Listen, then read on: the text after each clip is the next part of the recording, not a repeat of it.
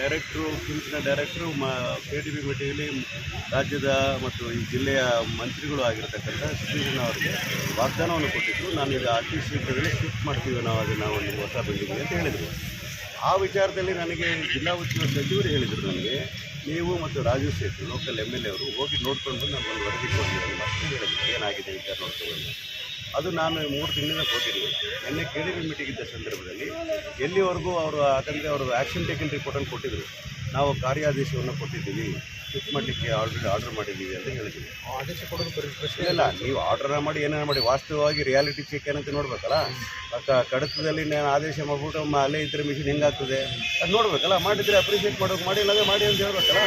ಆ ಕಾರಣಕ್ಕೋಸ್ಕರ ನಾನು ನೋಡ್ಲಿಕ್ಕೆ ಹೋದಾಗ ನನಗೆ ದಿಗ್ಭ್ರಮೆಕಾಗಿದ್ದು ಏನಂತಂದರೆ, ಅಲ್ಲಿ ಕೇವಲ ಹಾಸ್ಪಿಟಲ್ ಮಾತ್ರ ಅಲ್ಲ, ಆ ಹಾಸ್ಟೆಲ್ಗೆ ಸ್ಕ್ಯಾನಿಂಗ್ ನಡೆಯೋ ಸಂದರ್ಭದಲ್ಲಿ ಬರ್ತಕ್ಕಂಥ ಪೇಷಂಟ್ಗಳೆಲ್ಲ ಆ ವೇಟಿಂಗ್ ಚೇರ್ಗಳು 2-3 ಜನ ಕೂತ್ಕೊಳ್ತಾರೆ, ವೇಟಿಂಗ್ ಚೇರ್ಗಳು ಅದ್ರ ಮೇಲೆ ಮಲಗಿರ್ತಕ್ಕಂಥದ್ದು, ಅಟೆಂಡರ್ಗಳೆಲ್ಲ ಕೆಳಗೆ ಕೂತಿರ್ತಕ್ಕಂಥದ್ದು, ಮತ್ತು ಹಾಸ್ಟೆಲ್ಗಿರ್ತಕ್ಕಂಥ ಗೋಡೆಗಳಿಗೆ ಪಾರ್ಟಿಷನ್ ಮಾಡ್ಕೊಳ್ಳೋಕೆ ಆಗದಿರ ಇವರು ಕಬೋರ್ಡುಗಳನ್ನು ಇಟ್ಟು ಸಪ್ರೇಷನ್ ಮಾಡಿರ್ತಕ್ಕಂಥದ್ದು, ಮೆಸ್ ಇರೋ ಜಾಗದಲ್ಲೆಲ್ಲ ಬಂದು ಆ ಕಬೋರ್ಡುಗಳಂಟು ಅಡ್ಡ ಇಟ್ಕೊಂಡು ಮಾಡಿರ್ತಕ್ಕಂಥದ್ದು, ಕ್ಲೀನ್ಲಿನೆಸ್ ಇಲ್ಲದೆ ಇರತಕ್ಕದ್ದು, 4.5 ಕೋಟಿ ರೂಪಾಯಿಗಳ ಆ ಸ್ಕ್ಯಾನಿಂಗ್ ಮೆಷಿನನ್ನು ಇಡ್ತಕ್ಕಂಥ ಜಾಗ ಇನ್ಫ್ರಾಸ್ಟ್ರಕ್ಚರ್ ಸರಿ ಇರಬೇಕಾಗ್ತದೆ, ಕ್ಲೀನಾಗಿರಬೇಕಾದ್ರೆ ಅವೆಲ್ಲವೂ ಕೂಡ ಸಾಫ್ಟ್ವೇರ್ ವಿದ್ಯಾರ್ಥಿಗಳು ಇನ್ಫೆಕ್ಷನ್ ಅದರ ಜೊತೆಗೆ ಏನಾಯಿತು, ಅಲ್ಲಿ ಬರ್ತಕ್ಕಂಥ ಪೇಷಂಟ್ಗಳು ಗಂಟೆಗಟ್ಟಲೆ ಅಲ್ಲಿ ಕಾಯಬೇಕಾಗ್ತದೆ.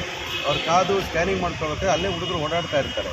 ಈ ಸಂದರ್ಭದಲ್ಲಿ ಏನಾಗ್ತದೆ, ಮತ್ತು ಅಲ್ಲೇ ಹುಡುಗರು ವಾಸ ಮಾಡ್ತಾ ಇರೋದ್ರಿಂದ ಈ ಇನ್ಫೆಕ್ಷನ್ಗಳಾಗ್ತಕ್ಕಂಥ ಎಲ್ಲ ಚಾನ್ಸಸ್ ಇರೋದ್ರಿಂದ that is not the right place to keep the scanning machine ಅಂತ ನನ್ನೇನು ಗಮನಕ್ಕೆ ತಂದು KTB ಮೀಟಿಂಗಲ್ಲಿ ಮತ್ತೆ ವಿಚಾರಗಳೆಲ್ಲ ಪ್ರಸ್ತಾವ ಮಾಡಿದಾಗ ಇನ್ನು 1 ವಾರದಲ್ಲಿ ಅದನ್ನ ಶಿಫ್ಟ್ ಮಾಡ್ತೀನಿ ಅಂತ ಹೇಳಿದಂಥ ವಿಚಾರವನ್ನು ಡೈರೆಕ್ಟರ್ ಹೇಳ್ತಾರೆ.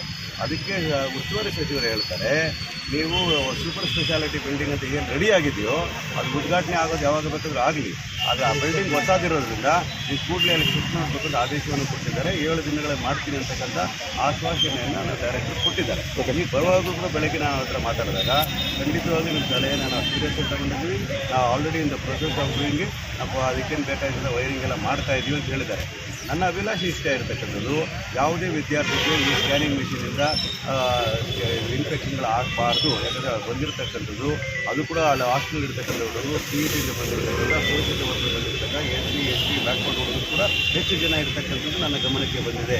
ಹಾಗಾಗಿ ಹಾಸ್ಟೆಲ್ಗಳ ಸ್ಕ್ಯಾನಿಂಗ್ ಮಿಷಿನ್ ಇರ್ತಕ್ಕಂಥದ್ದು ಯಾವುದೇ ರೀತಿಯಾದಂಥ ಕಾನೂನಿನ ಸಮಸ್ಯೆ ಸಾಧ್ಯನೇ ಇಲ್ಲ, ಅದನ್ನು ಕೂಡಲೇ ಶಿಫ್ಟ್ ಮಾಡಬೇಕು ಅಂತಕ್ಕಂಥ ಮನವಿಯನ್ನು ಮಾಡ್ತೀನಿ ಅಂತ ಹೇಳಿದೆ. ಧನ್ಯವಾದ.